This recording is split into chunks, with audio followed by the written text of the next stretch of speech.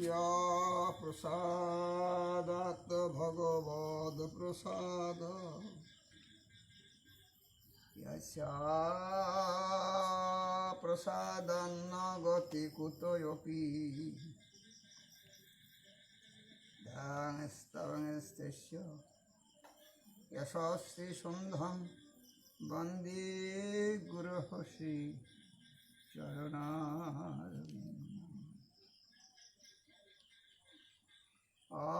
आजानुलंबित भुजौ कनकावदातो संकीर्तनैकपितरौ कमलायताक्षौ विश्वाम्भरौ द्विजवरौ युगधर्मपालौ वन्दे जगत्प्रियकरौ करुणावतारौ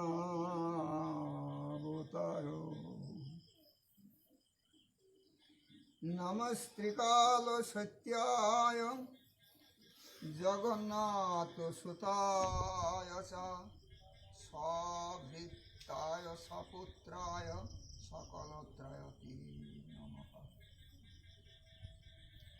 वरिहातिरभिरमं मृगमधुतिलकं कुण्डलाक्रान्तगण्डं कञ्जाक्षं कुम्भकण्ठं स्मितसुभगमुखं स्वधरेण स्तुवेन् श्यामं शान्तं त्रिभङ्गं रविकरवसनं भूषितं वैजयन्त्या वन्दे वृन्दावनस्थं युवतिशतवृतं ब्रह्मगोपालवेशम्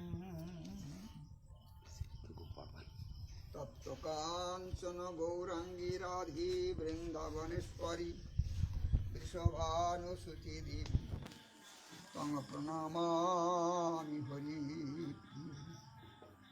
वृन्दा वै तुलसी देव्यै प्रिया वै केशवस्य च कृष्णभक्तिप्रदे देवी सत्यवत्यै नमो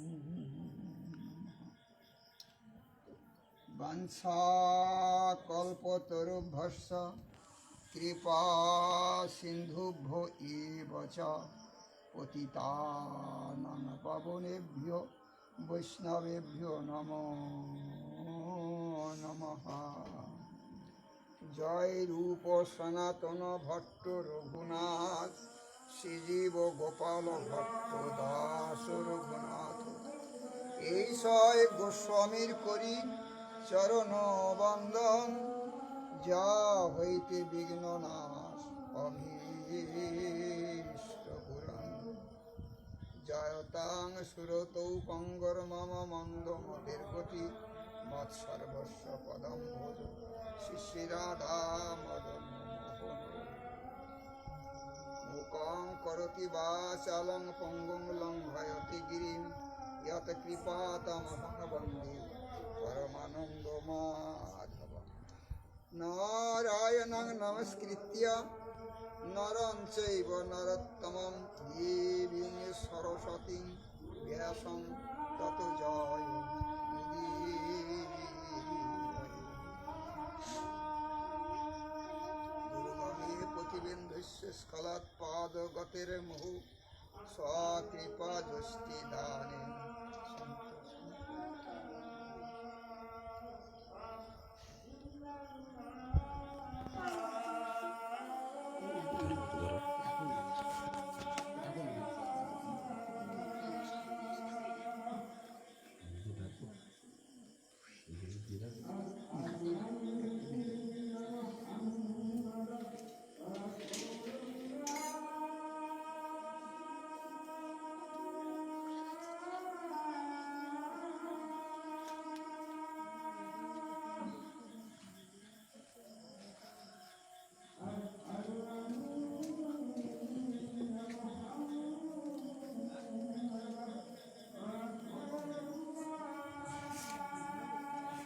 निताय गौर सीतनाथ विधि प्रेमानंदे हरि हो।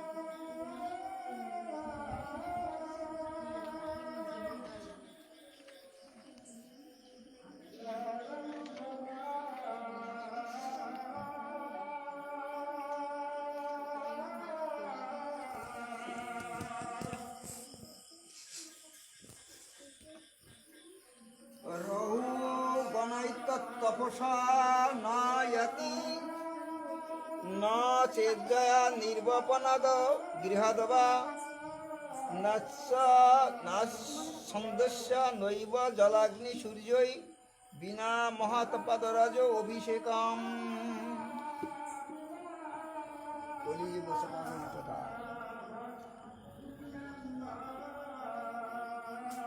প্রেম পুরুষোত্তম শ্রীমান মহাপ্রভুর অপার কৃপায় অদ্য আমরা এই কয়রা শহরস্থ শ্রী শ্রী রাধা গোবিন্দ মন্দিরের আঙিনায়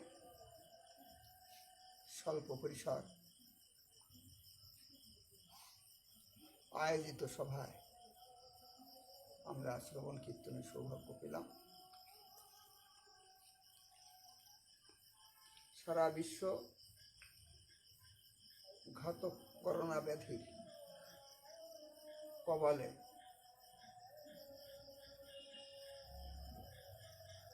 চারিদিকে একটা হাহাকার, একটা ত্রাই রব চলছে। সেই জন্য বৃহদাকার কোনো অনুষ্ঠান বর্তমানে পৃথিবীর কোনো দেশেই সম্ভব হচ্ছে না। তার কারণে সর্বদা সর্বত্রই স্বল্প পরিসরভাবেই ভগবানের শ্রবণ কীর্তন আদি করতে হচ্ছে, রূপগুণ লীলা। তা আমরা তেমনি স্বল্প পরিসর এই সভায় শ্রবণ কীর্তনের সৌভাগ্য পেয়েছি।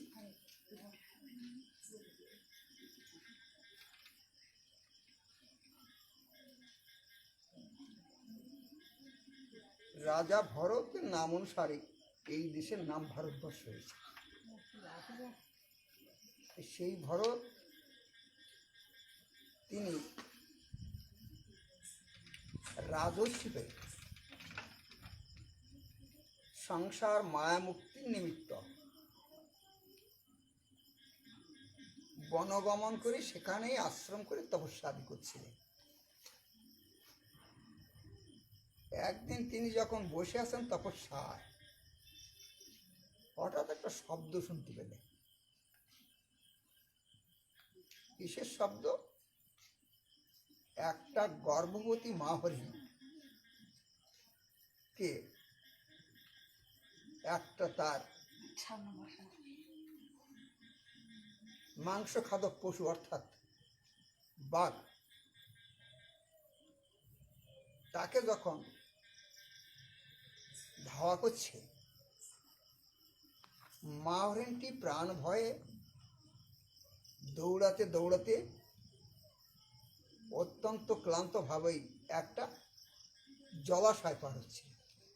পাহাড়ি দেশ তো, এসব জায়গায় ক্যানেল থাকে, তাকে ক্যানেল বলা হয়, মানে খাল। ওই খাল দিয়ে সবসময় জল আসে, কিন্তু পাহাড় থেকে ঘেমে জল আসে।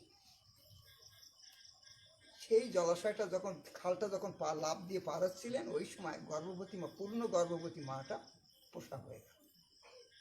যখন শব্দ শুনলেন, মণিবর অর্থাৎ এই যে রাজা ভরত, যিনি এখন রাজর্ষি ভরত হয়েছেন না মুনি ভরত হয়েছেন, তিনি দর্শন করলেন, দেখলেন যে বাচ্চাটা জলে পড়ে গেল। মাটা লাফ দিয়ে ওপার পার হলো বটে, কিন্তু প্রাণ ত্যাগ করলেন। দয়ালু হৃদয় সাধু তো সেই হৃদয় সবসময় সর্বদেহী নাম।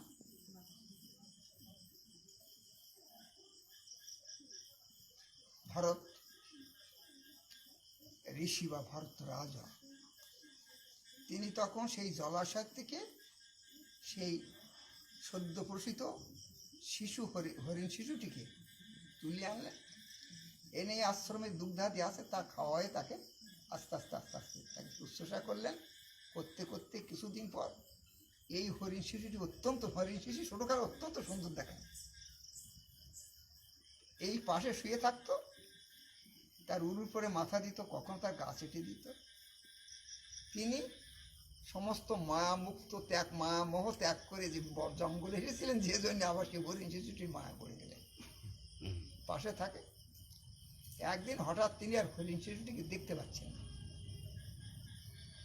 কোথায় গেল চিন্তা করছেন, নিশ্চয়ই কোনো বন্য জানোয়ার তাকে খেয়ে ফেললো কিনা। এই চিন্তায় যখনই মগ্ন, তখনই তার প্রাণ বিয়োগের সময় এলো। তাই মৃত্যুর সময় তিনি ওই হরিণ শিশুটির চিন্তা করতেছিলেন। শ্রীমদ্ ভগবদ গীতায় ভগবান বলেছেন যে যে যে যা যা স্মরণ করতে করতে জং জং বাপি স্মরণ ভাবম ত্যক্তা কলেবরম তং তবৈতি পঙ্ক্তি। মৃত্যুর সময় যে যে চিন্তা করতে করতে প্রাণ ত্যাগ করে, পরবর্তীকালে তার সেইরূপ দেহ প্রাপ্ত হয়।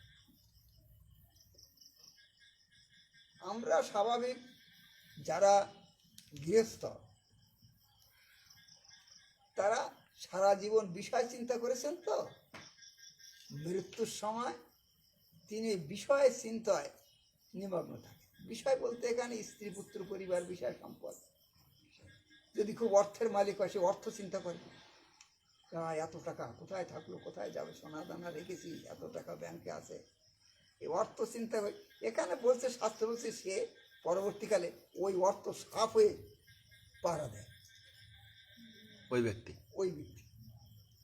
সর্পজন্ম লাভ করে ওই অর্থকে পাহারা দেয়। এমন অনেক কিছু কিংবদন্তি আছে। আবার কেউ যদি স্ত্রী পুত্র চিন্তা করতে করতে কিছু খাওয়ার লালসায় সে যদি চিন্তা করে এটি খেতে পারলাম না, জিহ্বার লালসা যদি চিন্তা করতে পারে, ঠিক পরবর্তী সেই বস্তু যাতে খেতে পারে সেরকম একটা দেহপ্রাপ্ত। যারা মাংস খেতে ইচ্ছে করে, মাংসাশী প্রাণী তার জন্মায়। যেমন এমনি যে লালসা বা যাতে আসক্তি রেখে সে মৃত্যু হয় তার, ঠিক সেই রকম একটা দেহ প্রাপ্ত হয়। এখানে ভরত মহারাজ তিনি সেই এখন যদিও সন্ন্যাসী হয়েছেন, কিন্তু সেই হরিণটি মোহে পড়ে ঠিক সেই চিন্তা করতে করতেই তিনি দেহত্যাগ করাতে পরবর্তীকালে হরিণ জন্ম করেন। তিনি ঘুরে বেড়ান বনে জঙ্গলে, হরিণ হয়ে গাছে পাতা খান, কিন্তু পূর্বজন্মের সংস্কার তার যায়নি। ভগবানের ভক্তির একটা নিয়ম আছে যে জগতে সব কিছু রেখে মানুষ চলে যায়। আমরা যখন চলে যাব, বিষয় সম্পদ, দালান কোঠা, স্ত্রী, পুত্র, পরিবার, কাউকে সঙ্গে নিয়ে যেতে পারবে, সবকে ছেড়ে যেতে হবে। একটা জিনিস মাত্র সঙ্গে যেতে পারে। আমরা এই যে দেবদেবীর উপাসনা করার কথা বলা হলো, ভগবান বলছেন সপ্তম অধ্যায়ে যে কামস্তৈতৈ অপহৃত জ্ঞানা প্রপদ্যন্তে অন্য দেবতা। ফল প্রাপ্তির জন্য এবং তাড়াতাড়ি বাসনা পূর্ণের জন্য দেবতাদের পূজা। এই তাড়াতাড়ি আমার ছেলেটা যাতে বিদ্বান হতে পারে, এর জন্য সরস্বতী পুজো। তাড়াতাড়ি যাতে অর্থকরী হতে পারে, তার জন্য সে লক্ষ্মী দেবীর পূজা। এমনি বিভিন্ন যে যে আধিকারিক দেবদেবী আছেন, সেই বস্তু প্রাপ্তির জন্য এক একজন এর দেবদেবীদের অধিকারী আছে। লক্ষ্মী দেবীর অধিকারী ধন সম্পদ দেওয়া, সরস্বতী দেবীর বিদ্যা দেওয়া, এরকম তো প্রত্যেক দেবদেবীর একটা একটা অধিকার আছে। সেই অধিকার অনুসারে তিনি সেই ব্যক্তি তার ভক্তকে প্রদান করেন। তা তাড়াতাড়ি বলছেন এখানে ভগবান যে শীঘ্রই এই যে কামনা বাসনা পূর্তির নিমিত্ত তারা অন্যান্য আধিকারিক দেবতা যারা রূপ প্রার্থনা করে, তারা দুর্গা দেবীকে ভজন করে। দুর্গা ভজন করে রূপ প্রাপ্তি, রূপং দেহি, ধনং দেহি, পুত্রং দেহি, এই তো হয়। তা সব প্রাপ্ত হয়। তারপর বলছেন কি অপহৃত জ্ঞান হয়ে। কিন্তু এইসব দেবদেবীর পূজা করতে গেলে শ্রদ্ধা লাগে। শ্রদ্ধা ভিন্ন কোনো কার্য সিদ্ধি লাভ হয় না। অর্জুন প্রশ্ন করছেন তারা পূজা পার্বণটা কিভাবে করে? বলছেন তারা শ্রদ্ধার সঙ্গে করে। বলে সে শ্রদ্ধাটা আমি তামিলবদ্ধতা মনে হয় যোজন জাং জাং ভক্তা এবং অস্তিত্ব মিশ্রিত অর্চনা করতে ইচ্ছা করে, তার অর্চনা করার জন্য সে লক্ষ্মী হোক, সে হোক সরস্বতী দেবী, যেই হোক না কেন, তার অর্চনা পূজা অর্চনা সেবা করতে গেলেই যে শ্রদ্ধা দরকার হয়, সে শ্রদ্ধাটা কিন্তু আমি দিই। তারপর সেই শ্রদ্ধা দ্বারা সেই দেবদেবীর পুজো করে সেই দেবদেবী অর্জুন কত কিছু পেয়ে যায়। ভগবান বলছেন না, তাদের খুব বেশি উপকার হয় না। কেন? কারণ কাল অনাদি, তার এই জন্মটা অত্যন্ত কম। কতদিন আর বাঁচবে? 100 বছর বাঁচবে, তার বেশি তো না। তো অনন্ত কোটি কালের তুলনায় একটা ধরো ধর 100 বছর তো কোনো সামান্য নয়। এই সময়ের জন্য সেই বস্তু ভোগ করে কিন্তু সামনে তার অনন্ত কোটি কাল পড়ে গেছে, এখন সে মৃত্যু হয়ে গেল। এই যে লক্ষ্মী দেবীর উপাসনা করে সে এত অর্থ করি লাভ করেছিল, সে কতটা নিয়ে যাবে?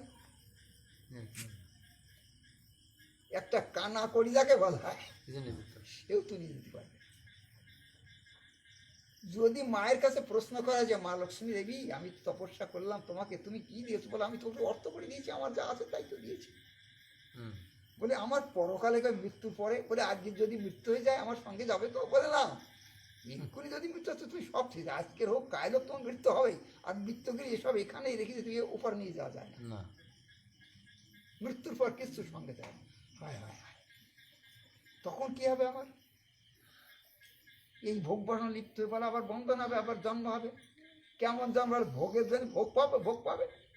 তুমি যেমন কর্ম করবে তোমার ঊর্ধ্বগতি হবে, নিম্নগতি হতে পারে। আবার কুকুর বিড়াল শুকর এসব জনিতে জন্মগ্রহণ করবা, এইভাবে চলবে। কিন্তু তোমার সেবা করবে। আচ্ছা, সরস্বতী দেবা তো অনেক বিদ্যা তো শিখেছে।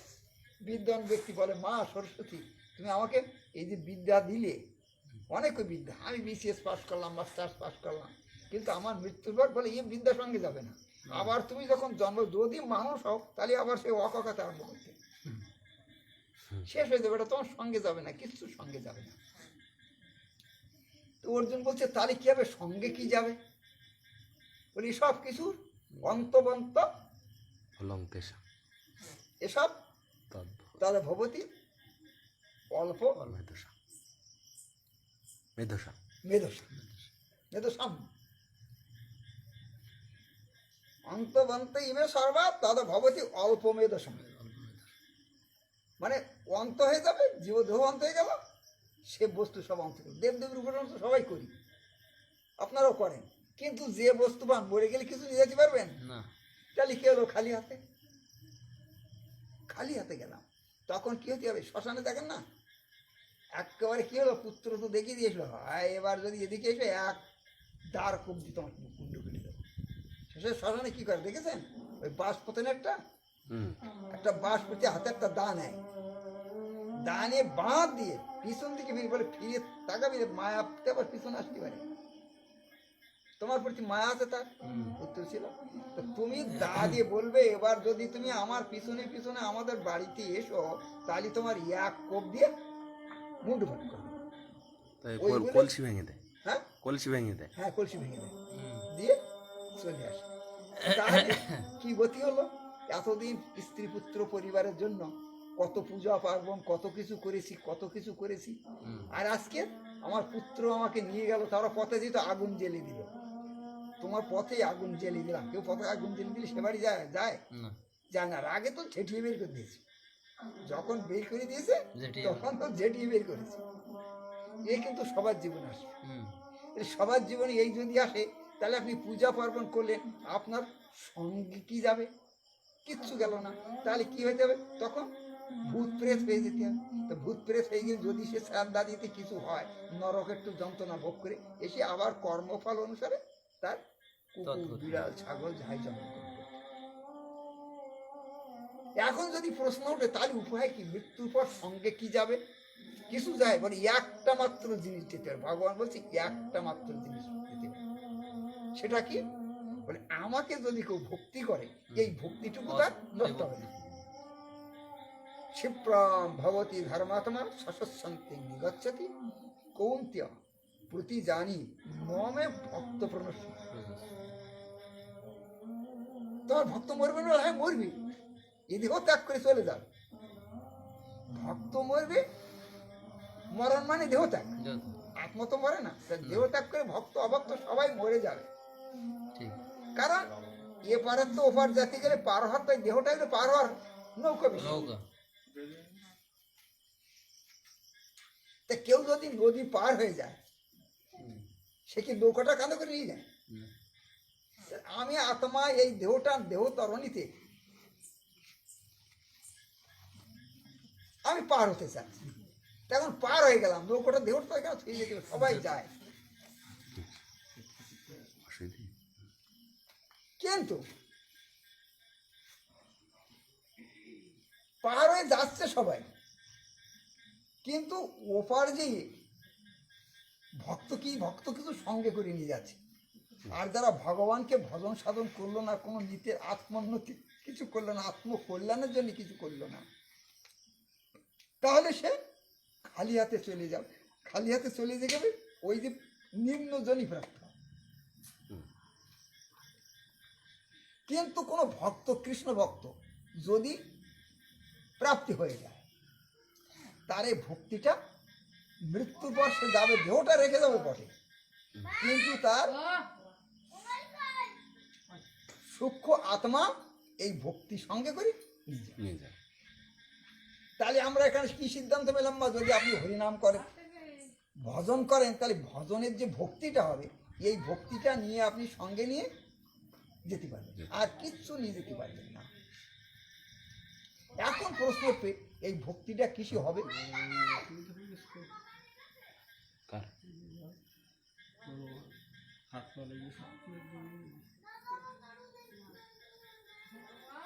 কার?